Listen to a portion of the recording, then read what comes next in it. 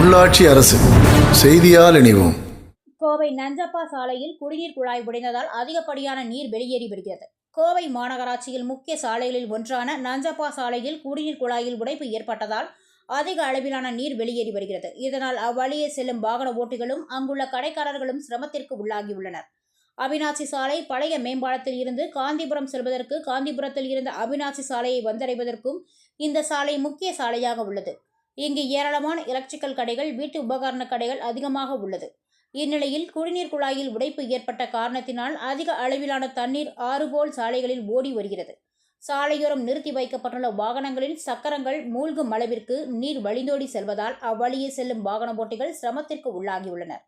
மேலும் அங்கு கடை வைத்திருப்பவர்களும் லோடு ஏற்றி இறக்க முடியாமல் சிரமம் அடைந்துள்ளனர். வழக்கமாக மழைக்காலங்களில் அதிக அளவு நீர் வெளியேறும் என்றும் தற்பொழுது குடிநீர் குழாய் உடைந்து அதிகளவு தண்ணீர் வெளியேறுவதால் மாநகராட்சி நிர்வாகம் உடனடியாக நடவடிக்கை எடுக்க வேண்டும் என்ற கோரிக்கை எழுந்துள்ளது.